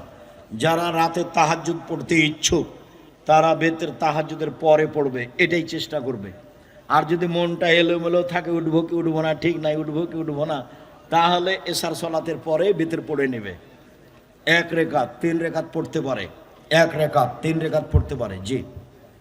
খেলাধুলা আয়োজন করার মাধ্যমে কি সমাজ উন্নত হতে পারে ও মাদক নির্মূল হতে পারে? কুল্লুল্লাহ বিনিয়াল হুবে বাতিল ফহর বাতিল, প্রত্যেক খেলায় বাতিল। মাত্র 3টে শরীর চর্চার জন্য, যেখানে কোনো প্রতিবাদ, প্রতিশোধ এবং জুয়া থাকবে না, টাকার হারজিত থাকবে না, সেই শরীর চর্চা জায়েজ। বাকি যত খেলা আছে সব বাতিল। দিবসকে লক্ষ্য করে যত খেলা হয় সব বাতিল, এগুলো জায়েজ নয়। দিবস মানা যেমন শিরক, এইসব খেলায় অংশগ্রহণ করা তেমন গুনার কাজ। জাযাকুমুল্লাহ খাইর। ক্রিকেট খেলায় আর্থিক সহযোগিতাকারী ও সাপোর্টকারীদের ব্যাপারে জানতে চাই। ক্রিকেট খেলাও জায়েজ নয়। শরীর চর্চার জন্য চাই যখন টাকার হারজিত নেই, আর যখন টাকার হারজিত আছে তখন এটা হারাম, তখন এটা জুয়া। 4 শ্রেণীর মানুষ জান্নাতে যাবে না। তার 1 শ্রেণীর মানুষ যারা জুয়াতে অংশগ্রহণ করে, যারা জুয়াতে সাহায্য করায়, যার জান্নাতে যাবে না। টাকার হারজিতে যা খেলা হয়, যেটা খেলা হয় সেটাই জুয়া, সাবধান। ফুটবল, ক্রিকেট, আন্তর্জাতিক খেলা যখন হয় তখন সেটা একবারে কি ওটাকে বলেন, প্রজেক্টর লাগিয়ে দেখা তো বহুদূরের কথা, আর গল্প যেখানে চলে সেখানে বসে দেখা হারাম। বহুদিন থেকে বলছি। 3 শ্রেণীর মানুষ পাপী, বড় পাপী। তার 1 শ্রেণীর মানুষ কেউ যদি কাউকে বলে, কেউ যদি কাউকে বলে আসো জুয়া খেলি, খেলেনি, খালি বলেছে আসো খেলি, তাহলে তাকে কাফারা দিতে হবে। 10 জন ফকিরকে 100 কেজি করে চাউল দিতে হবে। খেলেনি, খালি বলেছে আসো খেলি, খালি বলেছে, এই জন্য 10 জন ফকিরকে 100 কেজি করে চাউল দিতে হবে, তার নাম জুয়া। সাবধান। আমার জন্মভূমি এটা, তোমরা ছেলেরা খুব সতর্ক থাকো। খারাপটা খারাপই, মোবাইলের ভালোটা নিও না। মোবাইল বাদ দিয়ে ভালো করে পড়াশোনা করো, খুব শক্তভাবে পড়াশোনা করো। আমি তো রাত 2টায় ঘুমাবো, 9টার সময় বাবুর্চি দরজা বন্ধ করে শুয়ে গেল, তখন আমি ভাবছি ওরে সুবহান আল্লাহ, 9টায় ঘুমিয়ে যাওয়া যে কত সুবিধা, কত যে স্বাদ। এখনো রাত 2টায়, রাত 2টা না বাজলে আমি ঘুমাবো না, এটা খুব ত্যাগ ছিল ছাত্র জীবনে। রাত 2টা বাজবে তখন ঘুমাবো। চেষ্টা চালাতে কম করিনি, আমাদের মেধা দুর্বল তো, সেই জন্য ছেঁচড়া মেচড়া করে আছে। চলো। আমি একজন স্কুল পড়ুয়া শিক্ষার্থী। আমার জাতীয় সঙ্গীত না গাইলে আমাদের বাধ্যতা করে। আমি জানি জাতীয় সঙ্গীত গাওয়া শিরক, এখন আমার করণীয় কি? জাতীয় সঙ্গীত শিরক। ঠাকুর বাঙালিদের শত্রু, ঠাকুর মুসলমানের শত্রু, ঠাকুর জাতির শত্রু, ঠাকুর ঢাকা বিশ্ববিদ্যালয়ের শত্রু। ঠাকুর ভারত, বাংলাদেশ, পাকিস্তানের মুসলমান যখন ইংরেজদের হাতে নির্যাতিত, তখন ঠাকুর লন্ডনে মুছ পাকায়। সেই ঠাকুরের গান, শিরকি গান আমার ছেলে মেয়ে বলবে, এটা অসম্ভব হতে পারে না। আমার দেহের সংস্থাকালীন আমি ঠাকুরের গান মানব না, মানিনি, ছেলে মেয়েকে বলতে দিনি, দিব না, দেখি কতদিন ঠিক থাকতে পারি। এটা হতে পারে না। ঠাকুর বলে ও কালিমা তোমার আকাশ, ও কালিমা তোমার বাতাস। আমি বলেছি ঠাকুরের বাবার আকাশ, আজ থেকে না 30 বছর আগে বলেছি। তাই সিলেট কোর্টে আমার নামে, আমার বিরুদ্ধে মামলা হলো মানহানির, 5,000 কোটি টাকা মানহানির মামলা, 5,000 কোটি টাকা। আব্দুর রাজ্জাক বিন ইউসুফ ঠাকুরের নিন্দা করেছে, আমি কাঠগড়ায় দাঁড়ালাম। জজ আমাকে বলল, আব্দুর রাজ্জাক সাহেব, আপনি কি পিস টিভির আলোচক? আমি বললাম জি। জজ আমাকে বললেন, আপনার মামলা খারিজ করে দিলাম। আমি সিলেট সুনামগঞ্জ কোর্টে দাঁড়ালাম। জজ আমাকে দেখে বলছে, আব্দুর রাজ্জাক সাহেব, আপনি এই মামলার জন্য এসেছেন তা আমার মনে হয় না। আপনি ঠাকুরের বিরুদ্ধে কথা বলেছেন, সেই জন্য সিলেট সুনামগঞ্জ কোর্টে আপনার 1000 কোটি টাকা মানহানির মামলা দিয়েছে। আপনার সাথে মামলা নিয়ে কোনো কথা নেই। মামলার এই নথিটা এভাবে উল্টে দিলেন, দিয়ে ওকে বক্তব্য যেগুলো ভালো লাগেনি সেগুলো শোনাতে লাগলেন। 14 মিনিট যাবত ও সব বক্তব্য মুখস্থ করেছে। যেগুলো তাকে ভালো লাগেনি সেগুলো আমাকে একটা একটা করে শোনাচ্ছে। শোনানো যখন শেষ হলো, তো আমি খালি হাসছি। আমাকে উকিল বলেছে, আব্দুর রাজ্জাক সাহেব, চিরদিন আপনার কথা শুনেছি, আজকে আমার কথা শুনবেন। জজ খুব পাওয়ারফুল জিনিস। আপনি কোনটা বলতে যাবেন মন খারাপ হয়ে যাবে, তখন যেটা বলবে সেটাই হবে। আমার একটা কথা মানবেন, আজকে মুখ খুলবেন না। তাহলে ঠিক আছে, তাই হলো। আজকে মুখ খোলা হবে না। জজ বলল যে এই আপনার জামিন মঞ্জুর করা হলো, আব্দুর রাজ্জাক সাহেবের সাথে আপনারা কেউ কথা বলবেন না, মানে কেউ যেন আশেপাশে না আসে, হইচই না করে। উনি বললেন, এটাই ছিল সিলেট কোর্টের ঘটনা, ওটাই ছিল সিলেট সুনামগঞ্জ কোর্টের ঘটনা। আমি শক্ত হাতে কথা বলে পরিবেশ আমার কোনোদিন দুর্বল দেখিনি, ভালো ছাড়া। আমি ঠাকুরের গান কোনোদিন মানিনি, এখনো মানছি না, কোনোদিন মানব না। যারা বলে তারা মুশরিক, যারা সমর্থন জানায় তারা মুশরিক।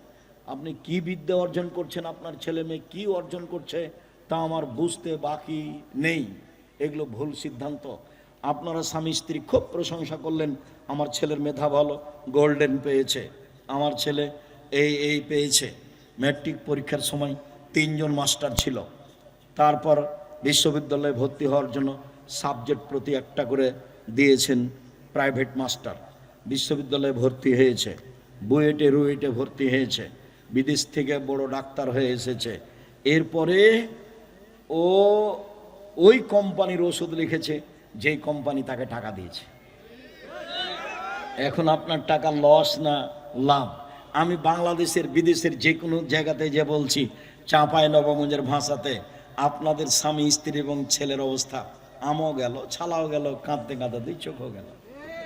বলেছে এটা চাঁপাই নবাবগঞ্জের ভাষা, আপনাদের শোনালাম। আর যদি চাঁপাই নবাবগঞ্জের ভাষা বুঝতে না পারেন, তাহলে আপনার ছেলে 3টে পরীক্ষা দিলেই হতো, 5টা পরীক্ষা দিল কেন? ও তো জানে 5টা পরীক্ষা লাগবে না, ও দিল কেন? ও ডাক্তার মানে প্রতারক, সবাই নয়। ও ইঞ্জিনিয়ার মানে ও চোর, ওরা টাকা চুরি করে। বলেন আপনারা দুজন কি করলেন? পয়সাপাতি খরচ করে দেবীনগরের মেধাবী ছেলে, খুব ভালো চাকরি করে, অনেক টাকা বেতন পায়। মা চাচিরা বলল আজকে আমাদের ছেলে আসবে, খুব খুশি। গ্রামের মা চাচি আসলো আমাদের গ্রামে, গাড়ি থেকে নামলো, দেখলাম প্যান্টটা টাকনুর নিচে আছে, দাড়ি চাঁচা আছে, গলায় টাই আছে, হাতে সিগারেট আছে। এই সময় ছেলেটা গাড়ি থেকে নামলো। একটু পরে দেখলাম বৌমা গাড়ি থেকে নামলো, গায়ে হালকা হালকা কাপড় আছে। একটু পরে নাতনি পুতিন গাড়ি থেকে নামলো, দেখলাম গায়ে তেমন কাপড় নেই। দেখি গাড়ির পিছন দিকে কুকুর আছে। বলেন এখন আপনাদের স্বামী স্ত্রী, আপনার ছেলের 3 জনের অবস্থা হলো। ওই সেই কালে একটা পদ্য পড়েননি, এই মাঝি বাবু বলছে, চাঁদ কেন বাড়ে কমে রে? আমি কি এগুলো জানি? দেখি তোর জীবন চারায় নাই মিছে। এই মাঝি এই হয় কেন রে? আমি কি ওগুলো জানি? দেখি তোর জীবন আটা নাই মিছে। এই মাঝি এগুলো কি বলতে পারিস? আমি কি ওইসব জানি? দেখি তোর জীবন 12 আনায় মিছে। একটু পরে বাতাস উঠেছে, নৌকা হিলে উঠেছে। মাঝি বলছে, বাবু সাঁতার জানো বাবু? তখন মাঝি বলছে, বাবু বলছে, না রে মাঝি না, আমি তো সাঁতার জানি না। এখন মাঝি বলছে, এখন দেখি তোর জীবন 16 আনায় মিছে। আপনাদের স্বামী স্ত্রী এবং বেটা 3 জনের জীবন 16 আনায় মিছে। বলে গেলাম, ভেবে দেখবেন। আমি আপনার বাড়ির মানুষ, দূরে করে চিন্তা করবেন না, কাছে করে চিন্তা করেন, ভালো হবে। আমি আপনার সাথে বসতে চাই, উঠতে চাই, কথা বলতে চাই। সরিষা সমপরাণ আপনাকে এড়িয়ে আমি চলতে চাই না, বলে আসছি লম্বা সময় ধরে একই কথা বলে আসছি। সুদের টাকায় ধর্মীয় প্রতিষ্ঠান চালানো যাবে কি? সুদের টাকায় ধর্মীয় প্রতিষ্ঠান চালা যাবে কি? ধর্মীয় প্রতিষ্ঠান চালানো যাবে কি যাবে না এই বিষয় পরে। সুদের টাকা দান করলে নেকি হবে না, এইটা আগে। সুদের টাকা দিয়ে দিয়ে বললে তাতে পড়াশোনা করা যাবে না, এগুলো কথা নয়, এগুলো চলবে, কিন্তু সুদের টাকা দিয়ে দান করে ও নেকি পাবে না, এটা তাকে মাথায় রাখতে হবে। আর এরকম টাকা হলে মসজিদে যেন লাগানো না হয়। যদিও বুঝতে পারে সেক্রেটারি সভাপতি যেটা সুদের টাকা, তাহলে উনি যেন মসজিদে না লাগান, এইটা সেক্রেটারি সভাপতিকে সতর্কবাণী। এছাড়া মাদ্রাসা, মক্তব, টয়লেট এগুলোতে যদি কেউ দিয়ে দেয়, কাজে লাগিয়ে দিবে, যিনি দিয়েছেন তিনি নেকি পাবেন না। চলো। হোমিও ওষুধে অ্যালকোহল আছে, হোমিও ওষুধ খেলে ওযু ভেঙে যাবে কি? হোমিও ওষুধে অ্যালকোহল আছে, এটা ধ্রুব সত্য, আমরা বলে আসছি। কিন্তু আমরা একাধিক বিবরণ পেশ করে বলেছি, যখন ওই হোমিওর ওই তরল পদার্থটা দিয়ে অন্য কিছু মিশিয়ে দেওয়া হয় তাতে, তখন এটার নিজস্ব ক্ষমতা রাখে না, যার কারণে হোমিও চিকিৎসা নেওয়া যায়। উত্তম হলো অ্যালোপ্যাথিক চিকিৎসা, তবে এটা নাজায়েজ নয়। আমরা নাজায়ের যে দিকে যাইনি, কেননা ওইটাকে যখন অন্য কিছুর সাথে মিলিয়ে দেওয়া হয় তখন তার নিজস্ব ক্ষমতা রাখে না। চলো। মৃত ব্যক্তির জানাজার নামাজের পর লাশ নিয়ে যাওয়ার আগে মাটি দেওয়ার জন্য সিরিয়াল নেওয়া যাবে কি? মাটি দেওয়ার জন্য সিরিয়াল আবার কি? যারা বয়স্ক মানুষ তাদেরকে আগে দিতে পারে, ছেলেরা এটা করতে পারে, কিন্তু নীতিগতভাবে সিরিয়াল হতে হবে, এটা নাজায়েজ, হারাম। আর লাশকে সামনে রেখে বক্তব্য হারাম, একেবারে নাজায়েজ।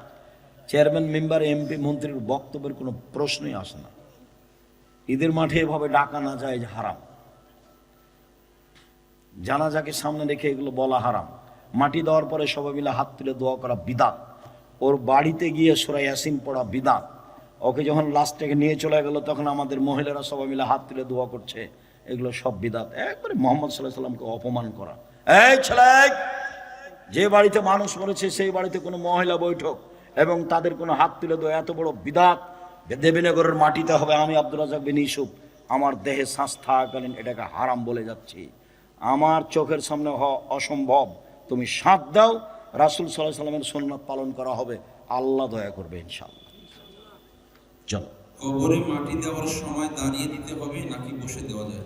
কবরে মাটি দেওয়ার সময় দাঁড়ানোর কথাই আছে, দাঁড়ানো অবস্থায় মাটি দিয়ে দেবেন বিসমিল্লাহ বলে। মিনহা খালাকনাকুম ওয়া নুইদুকুম ওয়া মিনহা নুখরিজুকুম তারাতান উখরা বলা বিদআত।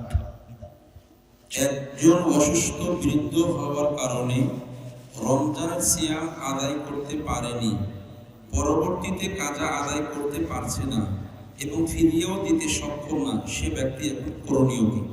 ফিদিয়া তার পাড়া প্রতিবেশীর লোক দিয়ে দেখে সহযোগিতা করুক, তার ভাই ভাতিজা দিয়ে দেখে, ফিদিয়া দিতেই হবে। না দিতে পারে কেউ, যদি না দেয় তাহলে মাপ। কিন্তু জরুরি বিধান বুখারী মুসলিমের হাদিস, তার ফিদিয়া দিতে হবে। তার ছেলে দেখ, তার মেয়ে দেখ, তার ভাইয়েরা দেখ, তার ভাতিজারা দেখ, গ্রামবাসী দেখ, দিয়ে দেয় যেন। চলো। কোন বেনামাজি মসজিদে দান করলে তার জন্য কি বরকতের দোয়া করা যাবে? দান যেই করুক, বেনামাজি করুক, হিন্দু করুক, তার জন্য বরকতের দোয়া করা যাবে। হিন্দুর জন্য বরকতের দোয়া করে কি হবে? ও তো দাঁড়ি পাল্লা নেই, ওর দুনিয়াতে সুবিধা হবে, আরও টাকা বেশি বেশি হবে, তখন মাদ্রাসায় দান করবে, দুনিয়াবি সুবিধা হবে। হাদিস বুখারী মুসলিম, তার দুনিয়াবি সুবিধা হবে। পরকাল সুবিধার জন্য বলতে হবে, আমি সাক্ষ্য দিচ্ছি আল্লাহ ছাড়া কোনো মাবুদ নেই, আমি সাক্ষ্য দিচ্ছি মুহাম্মদ আল্লাহ রাসূল, আশহাদু আল্লা ইলাহা ইল্লাল্লাহ ওয়া আশহাদু আন্না মুহাম্মদ রাসূলুল্লাহ। এই কথা বলার পূর্ব পর্যন্ত নেকির কোনো হিসাব নেই। চলো। আসসালামু আলাইকুম ওস্তাদ, আমার প্রশ্ন, সহবাসের শুরুতে দোয়া পড়তে ভুলে গেলে পরবর্তী করণীয় কি? আবার বলো। সহবাসের শুরুতে দোয়া পড়তে সহবাসের শুরুতে স্ত্রী মিলনের শুরুতে দোয়া পড়তে ভুলে গেছে, তো ভুলে গেছে, ভুলের কোনো সংশোধন নাই, বিসমিল্লাহ আল্লাহ বলা লাগবে না, মনে হবে যখন তখন পড়ে নিতে পারবে, সমস্যা নেই। আর যদি ভুলে গেছে গেছে তো গেছেই, আর কোনো কথা নেই, মনে রাখার চেষ্টা করবে, মধ্যে মনে পড়লে বলে নিতে পারে বিসমিল্লাহ আল্লাহুম্মা জান্নিবনা শায়তান ওয়া জান্নিবি শায়তান মা রাযাকতানা। আল্লাহ, তোমার কাছে আমরা স্বামী স্ত্রী, অপবিত্র জিন্নি থেকে বাঁচতে চাচ্ছি, ও যেন আমাদের কোনো ক্ষতি করতে না পারে, আর আমাদের মিলনে কোনো সন্তান হলে শয়তান যেন তার কোনো ক্ষতি করতে না পারে, এটা তোমার কাছে চাচ্ছি। চলো। শাইখ, আমার বাবা 1 বছর হলো মারা গেছে। তো আমি তার ছেলে হিসাবে আমি বা আমার পরিবার যদি কোনো খারাপ কাজ করি বা গুনাহের কাজ করি, তাহলে কি তার কবরে আযাব হবে? কি প্রথম কথাটা কি, ওর আব্বা কিভাবে মারা গেছে? ও, আমার আব্বা মারা গেছে, তো আমি যদি এখন কোনো গুনহার কাজ করি তাহলে আমার বাপের সেটা পাপ হবে কি? না। আল্লাহ বলেছেন একজন আরেকজনের বোঝা বহন করবে না। তুমি যেসব পাপ করছো সেই পাপের জিম্মেদার তোমার পিতা নয়, তবে তোমার পাপ একটা চলমান আছে, তোমার আব্বা জানতো, তোমার আব্বা সেটা তোমাকে নিষেধ করেনি, তখন তোমার এই চলমান পাপ যতদিন হবে ততদিন তোমার বাপেরও পাপ হবে। তোমার বাপকে নিষেধ করতে হতো এটা জরুরিভাবে। তুমি তোমার বাপের জন্য মুখে দোয়া করো, ক্ষমা পাবেন তিনি। অর্থে দান করো, কবরের শাস্তি বন্ধ হয়ে যাবে। আল্লাহ নবী বলেছেন চেষ্টা করো যা পারবা। গরিব মানুষ 10 টাকা করো, ধনী ছেলে ভালো পয়সা ইনকাম করো, 10,000 করো। মাথায় রাখিও বাপকে জাহান্নাম থেকে জাহান্নাম থেকে বাঁচানোর জন্য, মাকে জাহান্নাম থেকে বাঁচানোর জন্য পথ হলো মুখে দোয়ার, অর্থের দান। চলো। পর্দা রক্ষা করার জন্য বৌমা বাড়ির বাইরে যেতে চায় না, তাই শাশুড়ি রাগ করে, তাহলে বৌমা কি করবে? শাশুড়িও যেন না যায়, শাশুড়িকেও যাওয়া লাগবে না। আমাদের দেশ যেভাবে চলছে এটা ঠিক নয়। বলছে যে ওটা নাকি ওর ভাই, ওটা তো গ্রাম্য ভাই, ওটা চাচাতো ভাই, তো পর্দা তাহলে কার সাথে করবে? কারোর সাথে তো পর্দা লাগে না। আব্দুল্লাহর আম্মা যখন দেবীনগরে প্রথমে আসলো, রংপুরের মেয়ে, তো পুরুষ মানুষ বাড়িতে ঢুকলে তাড়াহুড়া করে ঘরে ঢুকে যেত। তো আমার চাচারা বলতো এটা কথা হলো, এটা কথা হলো, শ্বশুরকে দেখে শরম করতে হবে, শ্বশুরের সামনে আসা হবে না। সবাই নিন্দা করলো, কিছুদিন করার পরে ছুটে গেছে, এটা আর নেই। বউকে শাশুড়ি যাই বলুক না কেন, ও বেপর্দা হয়ে বাড়িতে কোনো কাজ করতে পাবে না। পর্দা বজায় রেখে করার চেষ্টা করবে, শ্বশুর শাশুড়িকে মূল্যায়ন করবে, ও বাপ মার স্থানে। চলো। মৃত ব্যক্তিকে চুমু খাওয়া যাবে কি? হ্যাঁ, মৃত ব্যক্তিকে চুমা দেওয়া যাবে। জি, বুখারী মুসলিমের হাদিস। আবু বকর সিদ্দিক রাদিয়াল্লাহু আনহু আর আল্লাহ রাসূলকে চুমা দিলেন। মৃত ব্যক্তিকে চুমা দেওয়া যাবে। ওর মাকে, ওর ছেলেরা, ওর স্বামী চুমা দিতে পারবে, কোনো সমস্যা নেই। ওর নিজ ভাইয়েরা কপালে, গালে যেভাবে চুমা দিতে পারবে, সমস্যা নেই। জি, বুখারী মুসলিমের হাদিস। চলো। মুমূর্ষু ব্যক্তিকে হাত নাড়িয়ে সাদকা দেওয়া হয়, এতে হাদিসের মতামত জানতে চাই। কি মুমূর্ষু মুমূর্ষু ব্যক্তিকে? ব্যক্তিকে হাতে নাড়িয়ে সাদকা দেওয়া হয়। ও না, এটা মনে হয় এর সেরেক হবে। ওই একটা খাসি নিয়ে এসছে, যান মরে, যান যায় মরে না, তখন বলে যে ওটা গায়ে হাত দিয়ে একটু হাতটা নাড়িয়ে নেই, দিয়ে বলে যে আল্লাহ আমার মায়ের দমটা যেন এখনই চলে যায়, বা মহিলা পুরুষ কিছু বলে, এগুলো সেরেক, এগুলো কুসংস্কার, এটা করা হবে না। চলো। বাড়ির সামনে মসজিদ, আমরা কি বাড়িতে মসজিদের জামাতের সাথে নামাজ পড়তে পারবো? বাড়ির সামনে মসজিদ, মসজিদেই যেতে হবে, জামাতেই যেতে হবে জরুরি। তবে যদি জামাত সূর্য ডুবার সময় হয় তাহলে বাড়িতে করে নিও। যদি জামাতটা একবারে সূর্য উঠবে, ফজরের জামাত আমার মাঝাবে ভাইরা যেমন করছে, এরকম যদি হয় তাহলে বাড়িতে পড়ে নিন। তাছাড়া জামাতেই যেতে হবে, যেতেই হবে। বাড়ির মধ্যে সর্বক্ষণ বিড়াল থাকে এবং রাতে বিছানার লেপের ভিতর শুয়ে থাকে, ওই বাড়িতে নামাজ হবে?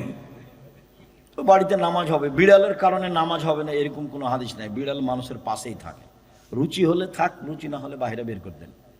আটকে রেখে, বেঁধে রেখে মারিয়েন না, অন্য জায়গাতে রেখে চলে আসিয়েন। বিড়াল মারা নিষেধ, বিড়াল অন্য জায়গাতে রেখে চলে আসবে। ওকে বিছানে নিয়ে থাকা, এখানে সেখানে পা দেয়, এটা সেটা মুখ দেয়, ছোট সাপ মেরে খায়, এগুলো থেকে বিরত থাকাই ভালো। আমাদের বিড়াল ওই বিড়াল মনে হয় এক নয় নাকি, আমরা তো দেখি বিড়াল এই যে সাপ করছে, ধরে সাপকে মারছে, তো ওর মুখে জীবাণু থাকতে পারে। শেষ করো। হ্যাঁ, আমি ইসলামিক সকল হুকুম আহকাম মেনে চলি, কিন্তু দাড়ি বড় করতে পারছি না, এজন্য কি জাহান্নামে যেতে হবে? জাহান্নামে যেতে হবে এই সিদ্ধান্ত এত তাড়াতাড়ি কেন? তুমি পারছো না কেন? এইটা তোমার মনটা চাচ্ছে, বিবাহ করনি নাকি? বউ ভালোবাসবে না? দাড়ি বড় করো, আল্লাহ খুশি হবে, পথ সহজ হয়ে যাবে। দাড়ি বড় করো, আল্লাহ খুশি হবেন, পথ সহজ হবে। তুমি যে মেয়েটা ভাবছো এর চেয়ে ভালো মেয়ে আল্লাহ ব্যবস্থা করে রেখেছেন, তুমি হয়তো বা বুঝছো না। তোমার জন্য যেটা আছে সেটা এটার চেয়ে অনেক ভালো। দাড়ি চেঁচে ফেলাও হারাম, দাড়ি ছোট করাও হারাম। দাড়ি ছোট করা কাবিরা গুনাহ, দাড়ি চেঁচে ফেলাও কাবিরা গুনাহ। মুষ্টির বাইরে দাড়ি কাটা যাবে, এটা আব্দুল্লাহ ইবনে উমারের হিসাব। এই ফতোয়া বিদ্বানগণ মানেননি, সাহাবিগণ মানেননি, কোনো সাহাবী এটা করেননি, আল্লাহ রাসূল এটা করেননি। দাড়ি ছেড়ে দিতে হবে, ছোট করা হারাম, চেঁচে ফেলা হারাম। দাড়ি চেঁচে ফেললে মহিলার সাদৃশ্য হয়, দাড়ি চেঁচে ফেললে চোখের পাওয়ার কমে যাবে, দাড়ি চেঁচে ফেললে স্ত্রী মিলনের ক্ষমতা কমে যাবে, দাড়ি চেঁচে ফেললে আল্লাহর পক্ষ থেকে অভিশাপ হবে। চলো। তালাক দিয়েছে আবার স্ত্রী হিসাবে চায়, করণীয়? কি বললে? তালাক দিয়েছে আবার স্ত্রীও করতে চায়। ও, তালাক দিয়েছে, এক বৈঠকে 3 তালাক দিল, এক তালাক। এক তালাক দিয়ে যদি 90 দিন থেমে যায় আর তালাক না দেয়, তাহলে 90 দিন পরে বউ এমনি বাতিল হয়ে যাবে। তবে এক তালাক দিয়ে 90 দিন পার হয়ে গেছে, এখন যদি নিয়ে আসতেই চায় তাহলে বিবাহ করে নিয়ে আসতে হবে। আর 90 দিনের ভিতরে নিয়ে আসলে বিবাহ পড়াতে হবে না। আর 3 মাসে নীতিগতভাবে 3 তালাক দিলে এই বউ নেওয়া যাবে না। এক তালাক দিয়ে নেওয়া যাবে, কোনোদিন 6 মাস বছর পরে আর এক তালাক দিয়েছে তবু নেওয়া যাবে, কোনোদিন 6 মাস বছর পরে আবার এক তালাক দিয়েছে, তখন শেষ। কোথাও বিবাহ হবে, স্বইচ্ছায় ছেড়ে দিবে, তখন নিতে পারে। বলছিলাম যে এক বৈঠকে 1000 তালাক দিল, এক তালাক। 90 দিনের মধ্যে ফিরিয়ে নিতে চাইলে নিতে পারে, কোনো সমস্যা নেই। 90 দিন পার হয়ে গেলে বিবাহের মাধ্যমে নিয়ে আসতে হবে। চলো। আমার শাশুড়ি মারা গেছে, আমার শাশুড়ি তার বড় মেয়েকে জমির ভাগ দিবে, কিন্তু একসাথে ছোট মেয়েকে দিবে না, এটা কি ঠিক? তোমার শাশুড়ি জাহান্নামে চলে গেছে, ঢোকেনি কেন? মরেনি এই জন্য। আর্থিক স্থায়ী সম্পদের সাথে কোনো আপোষ নেই। ছেলে মেয়ে বাপ মাকে গালি দিয়েছে, মেরেছে, বকেছে, যা করেছে করেছে, ত্যায্য পুত্র নেই। এক মেয়ে খুব সেবা করেছে, এক মেয়ে কিছুই করেনি। যে মেয়ে সেবা করেছে তাকে দিয়ে দিতে হবে, এটা হারাম, ওর সাথে কোনো আপোষ নাই। তোমার মা, তাই তুমি সেবা করেছো, তোমারও মা, তুমি করনি, তুমি খারাপ মহিলা, তুমি ভালো নও, বাস কথা শেষ। তোরা ওরা 2 ভাই, ও একজন বাপকে দেখে, ও দেখে না, এ ভালো ছেলে, ও ভালো ছেলে নেই, নয়, এ পর্যন্তই শেষ। জমি জায়গা সমান হারে, কম দেওয়ার কোনো সুযোগ নেই। আমার ছোট ছেলে আমাকে বেশি দিয়েছে, বেশি দেখেছে, অতএব আমার ছেলেকে আমি 1 বিঘা জমি দিয়ে দিলাম। খালি মরতে বাকি আছে, মরলেই জাহান্নাম। চলো। মায়ের কথা শোনা ফরজ, কিন্তু যদি মায়ের কথা শুনতে গিয়ে বউকে পর্দা সম্পূর্ণ করাতে না পারে, তাহলে কি করব? বউকে সম্পূর্ণ পর্দা করতে পারছে না মায়ের কারণে, তখন মায়ের কথা মানা যাবে না, পর্দা করাই লাগবে, এটা ফরজ। যেই কাজে আল্লাহর নাফরমানি হবে সেই কাজে বাপ মায়ের কথা মানতে হবে না, আল্লাহ বলছেন, আল্লাহ নবী বলছেন। অতএব এই সময়তে যদি মায়ের কারণে পর্দা হয় না এমনটা বোঝা যায়, তাহলে উপেক্ষা করেই তাকে পর্দার কথা বলতে হবে। যদিও আমার মা বলতে যে তুই যেভাবে বলছিস তাহলে বউয়েরা বেড়ে যাবে, যে না না, শাশুড়ি বৌমাকে শতবার মা বলুক না, তারপর দেখা যায় বৌমা কি করে। খালি বলবে এভাবে, খালেদা আম্মু এটা করো, বিছানাটা পরিষ্কার করো তো আম্মু, ঘরটা ঝাড়ু দাও তো আম্মু, সারাদিনে 50 বার মা বলুক, দেখা যাক কি হয়। এটা শাশুড়ি করবে, করা উচিত। খালি যদি বলে তোর মা দেখলে, তোকে কি শিখালছে, দেখলে ঘরের বেটি, তো এটা তো খারাপ কথা হয় না। এইগুলো বলা হবে না শাশুড়ির জন্য। আমাদের দেশের এগুলো পরিবেশ ভালো নয়, বউয়ের পক্ষে থাকতে হবে, বউয়ের উল্টা গেলে পরিবেশ নষ্ট হবে, খারাপ হবে, বউটা বুদ্ধি হারিয়ে দিবে, বউ তখন বদনাম করবে। শাশুড়িকে বউয়ের পক্ষে থাকতে হবে। শুক্রিয়া, জাযাকুমুল্লাহ খায়ের। লম্বা সময় ধরে আলোচনা শুনলেন। আজকের আব্দুল্লাহর আলোচনা অতীব গুরুত্বপূর্ণ ছিল। আমি আগে আসলে আর একটু ভালো হতো, আমি পরে আসাতে একটা আমার লস হয়েছে। তো যাই হোক, আবার কোনো দিন পাশে বসে আমি লম্বা সময় ধরে শোনার চেষ্টা করবো ইনশাআল্লাহ। আমি আমার জন্মভূমিকে ভালোবাসি, আমি সকলের কল্যাণ কামনা করি। আল্লাহ আমাদের যারা মারা গেছে তুমি তাদের কবর শাস্তি মাফ করো। কসিমউদ্দিন মাস্টার সহ আরও যেসব লোকজন মারা গেছে